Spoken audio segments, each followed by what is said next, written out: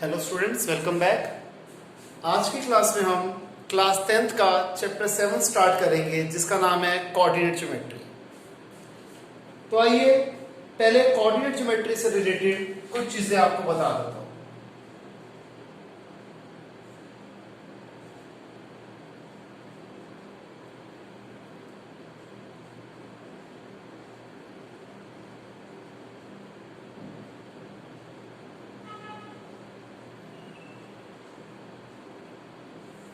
सबसे पहले ये कि जो हमने क्लास 9th में कोऑर्डिनेट ज्योमेट्री किया था उसमें सिर्फ हमें कार्टेशियन प्लेन के बारे में, पॉइंट्स की प्लॉटिंग कैसे करनी है ग्राफ में उसके बारे में बताया जाता था, पूछा जाता था।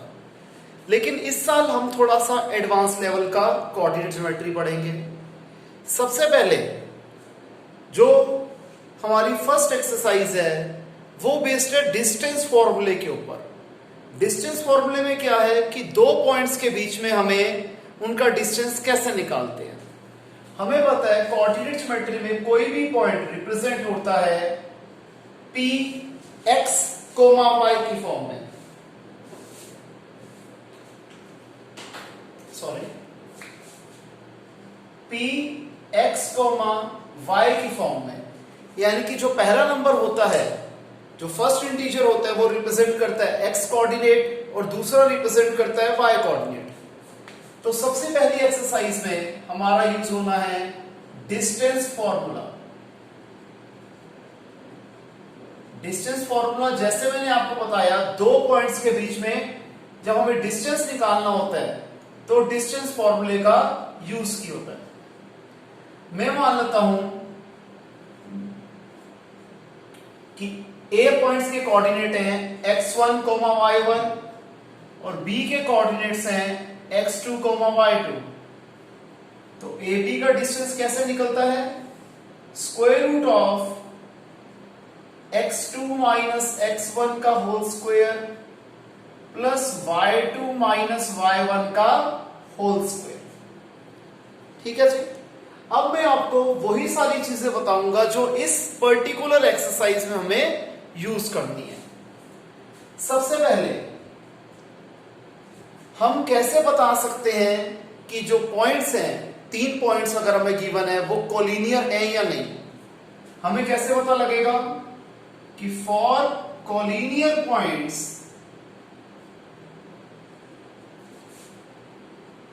सम ऑफ टू साइड्स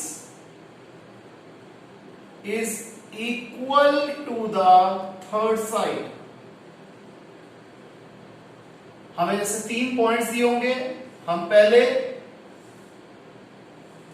तीनों पॉइंट्स के डिस्टेंस फॉर्मूले यूज करके हम तीन साइड्स निकाल लेंगे। यहां मैंने ट्राइंगल बना दिया, ये ऐसे स्ट्रेट लाइन भी हो सकती है। और अगर दो का डिस्टेंस तीसरे के डिस्टेंस के बराबर है तो वो पॉइंट्स कोलिनियर है, यहां से प्रूफ हो जाएगा। और अगर ऐसा है तो अगर दो साइड्स का सम तीसरी साइड के बराबर नहीं है तो पॉइंट्स कोलिनियर नहीं है।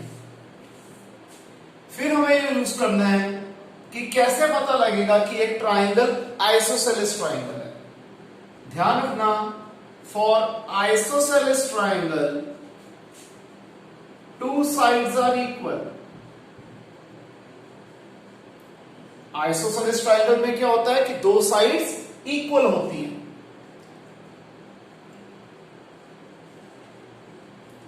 स्केलिन ट्राइंगल में तीनों साइड्स का जो लेंथ होता है वो अलग अलग होता है।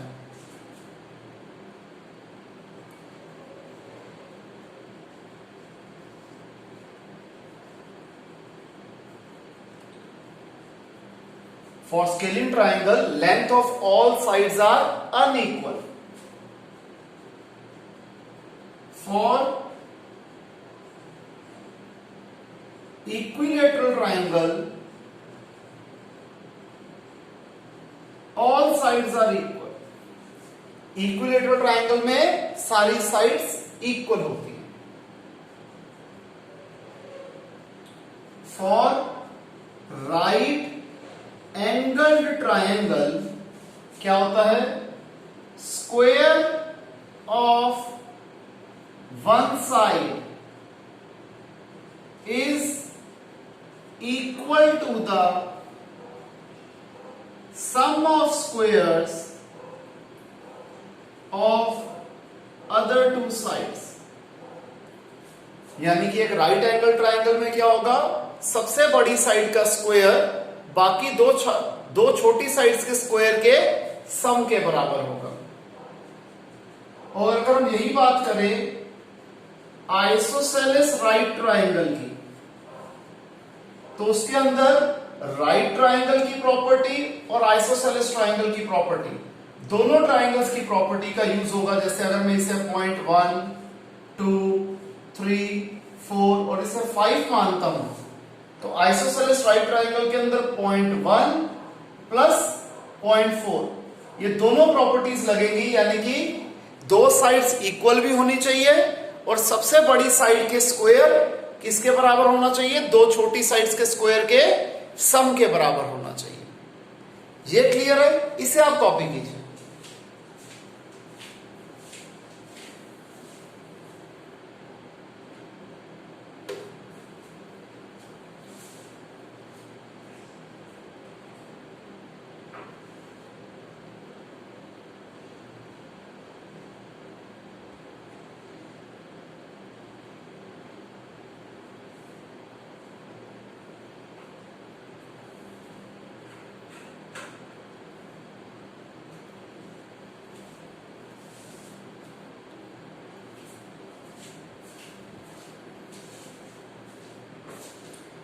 हो गया स्टूडेंट्स कॉपी? आइए आगे देखिए।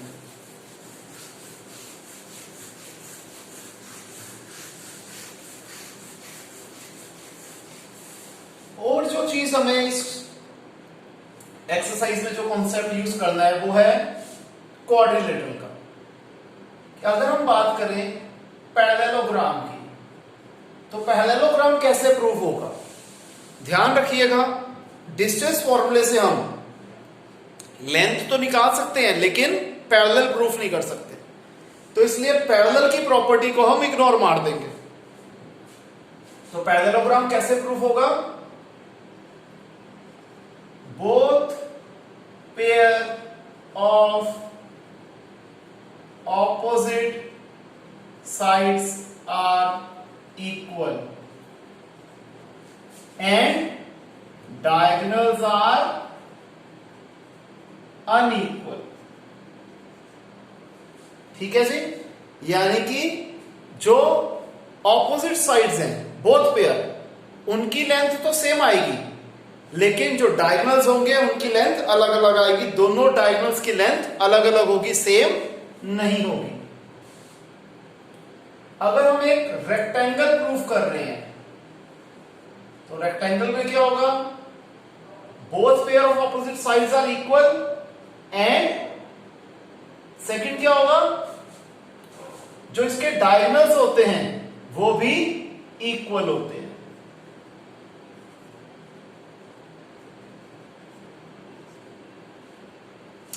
तीसरी चीज जो हम यूज कर सकते हैं दोनों जगह पे वो ये है कि यहां पर जो हर जगह पे यूज होंगे, जो मिड पॉइंट के कोऑर्डिनेट्स होते हैं वो सेम होते हैं, तो इसलिए मैं उसे लिख ही नहीं रहा।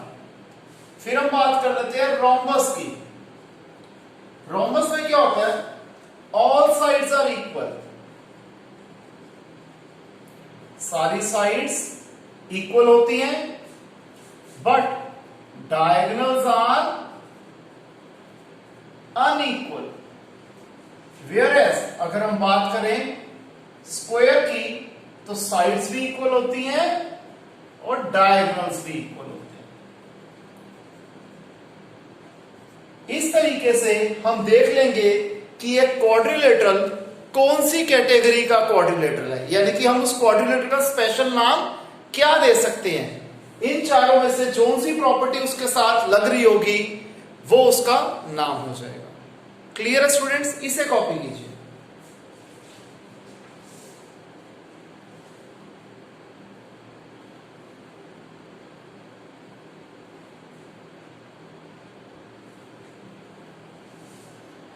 एक कॉन्सेप्ट जो और एक छोटा सा हमारा रह गया कि किस तरीके से पता लगेगा कि अगर एक पॉइंट जो है अगर हम कहते हैं P जो है A और B से इक्विडिस्टेंट है, तो क्या होगा, PA और PB की लेंथ इक्वल होगी।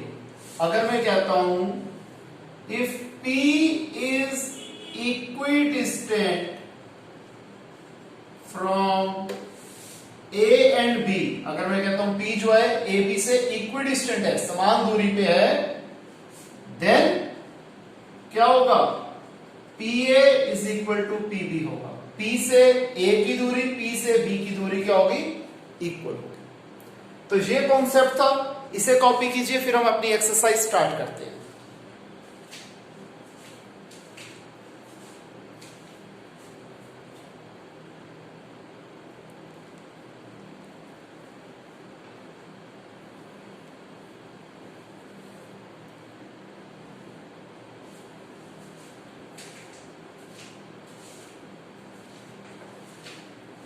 तो आइए स्टूडेंट्स एक्सरसाइज स्टार्ट करते हैं।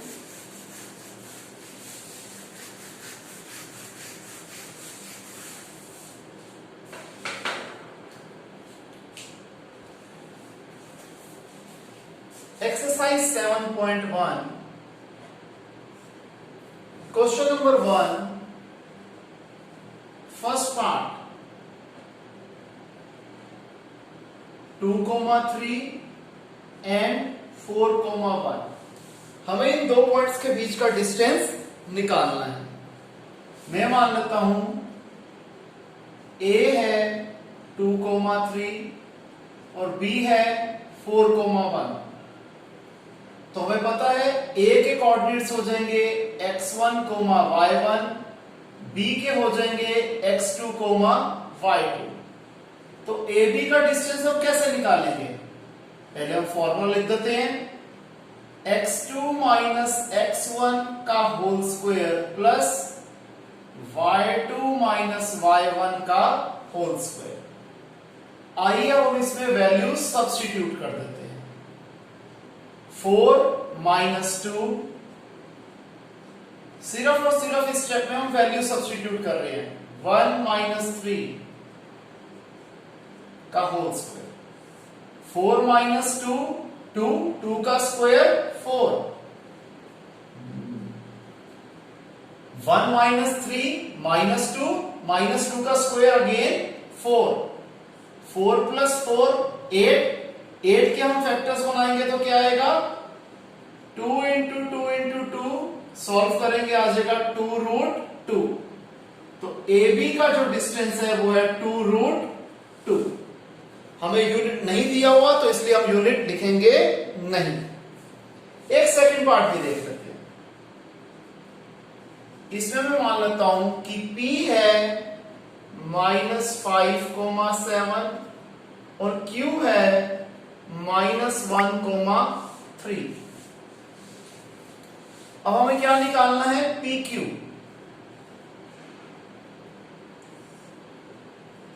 पहले तो फॉर्मूला लिखेंगे, x2 माइनस x1 का whole square plus y2 minus y1 का whole square, again x1 y1 x2 y2। अब इस फॉर्मूले में हम वैल्यू सब्स्टिट्यूट कर देते हैं। x2 है -1, सब्ट्रैक्शन का साइन, x1 की वैल्यू है -5,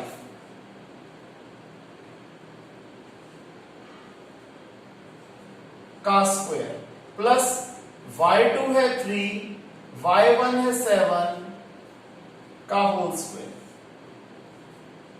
-1 माइनस माइनस प्लस 5 का होल स्क्वायर, 3 माइनस 7 -4 का स्क्वायर, -1 प्लस 5 4 का स्क्वायर 16, -4 का स्क्वायर 16। अब स्टूडेंट्स ये कोइंसिडेंस है कि दोनों फिगर सेम आ रही हैं, जबकि ऐसा कुछ हमेशा नहीं होगा। ये सिर्फ और सिर्फ एक प्योर कोइंसिडेंस है। स्क्वायर रूट ऑफ 32 ये आ जाएगा 4 रूट 2। क्लियर। अब हम देख लेते हैं third part.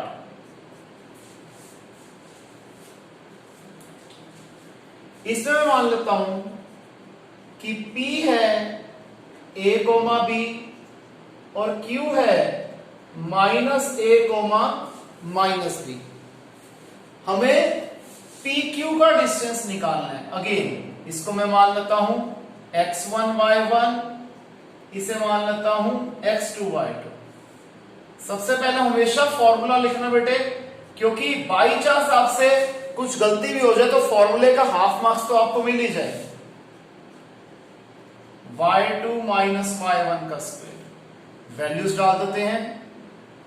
Minus a x2 की वैल्यू, सब्ट्रैक्शन का साइन, x1 की वैल्यू है a का होल स्क्वायर, y2 की वैल्यू माइनस b, सब्ट्रैक्शन का साइन, y1 की वैल्यू है b का whole square, minus a minus 2a का whole square, minus b minus 2b का होल स्क्वायर, माइनस 2a का whole square 4a square, minus 2b का whole square 4b square. 4 common आया, a square plus b square. 4 का square root होता है 2, under root में यानी कि स्क्वायर रूट में a square plus b square वैसे का वैसा रहेगा। ये हमारा आंसर है। तो आप देख रहे हो स्टूडेंट्स, क्वेश्चंस कॉन्सेप्ट बहुत ज्यादा आसान है। आपने सिर्फ अच्छे तरीके से याद रखना है फॉर्मूला, और कोई सिली मिस्टेक अगर आप नहीं करते तो चैप्टर में गलती होने के चांसेस बहुत कम है। इसे कॉपी कीजिए, फिर आगे करते हैं।